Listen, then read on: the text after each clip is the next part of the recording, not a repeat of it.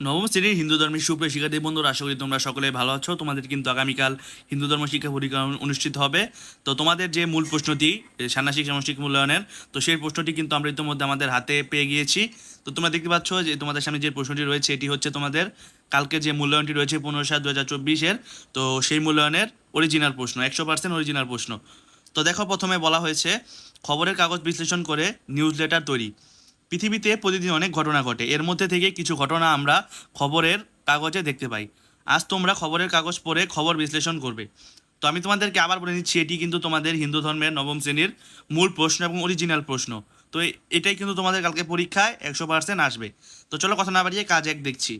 কাজ এক, খবরের শিরোনাম লিখি। দলগত কাজ, এটি হচ্ছে দলগত কাজ। খাবারের কাগজ পড়ে বন্ধুদের সঙ্গে আলোচনার মাধ্যমে নমুনা ছক অনুযায়ী খবরের শিরোনাম লিখে তালিকা তৈরি করো। এটি হচ্ছে তোমাদের একই দলগত কাজ, কাজ এক।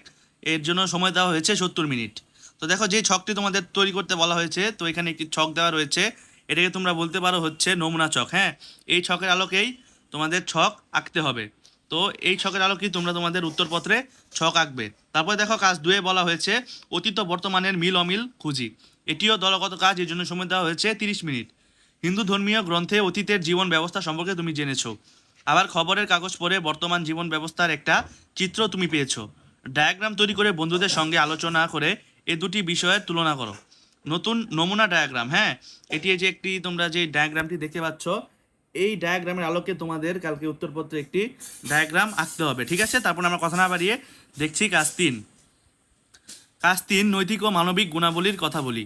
একক কাজ, এটি হচ্ছে একক কাজ, 3 নাম্বার কাজ। এর জন্য সময় দেওয়া হয়েছে 30 মিনিট। তোমার দৃষ্টিতে গুরুত্বপূর্ণ খবরগুলো কোন হিন্দু ধর্মের নৈতিক ও মানবিক গুণের প্রদর্শন করছে আর কোনগুলো করছে না তা ব্যাখ্যা সহ বলো।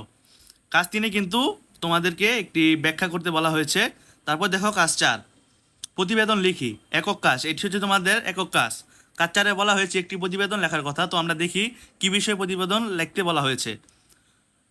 তোমার বিদ্যালয় বা এলাকার একটি ইতিবাচক উদ্যোগ চিহ্নিত করো।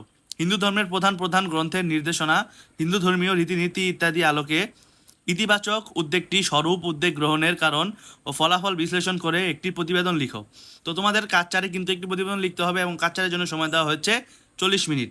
তারপর দেখো, তোমাদের সর্বশেষ যে কাজটি রয়েছে, কাজ 5, নিউজ লেটার তৈরি করি। দলগত ও একক কাজ, এই কাজটি হচ্ছে নিউজগত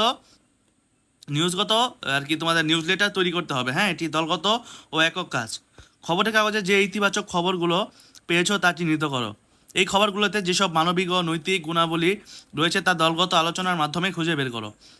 তারপর তোমার ও তোমার বন্ধুদের পরিবার হিন্দু ধর্মীয় শিক্ষার আলোকে এই গুণাবলী কীভাবে অনুশীলন করেছে তা আলোচনা করে খাতায় নোট রাখো।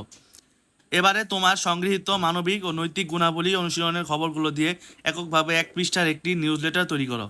নিউজ লেটারে যা যা থাকতে পারে, নিউজ লেটারের নাম, শিরোনাম, খবর, ছবি, সাক্ষাৎকার ইত্যাদি। তো এই কিন্তু হচ্ছে তোমাদের হিন্দু ধর্মের মূল প্রশ্ন। হ্যাঁ, তোমরা যদি তোমাদের মূল প্রশ্নের উত্তরটি পেতে চাও তাহলে আমাদের চ্যানেলটি সাবস্ক্রাইব করে আমাদের পাশে থাকো। পরবর্তীতে অর্থাৎ আর কিছুক্ষণের মধ্যে তোমরা হিন্দু ধর্মের যে প্রশ্নের উত্তরটি রয়েছে মূল প্রশ্নে, তা অতি শীঘ্রই পেয়ে যাবে।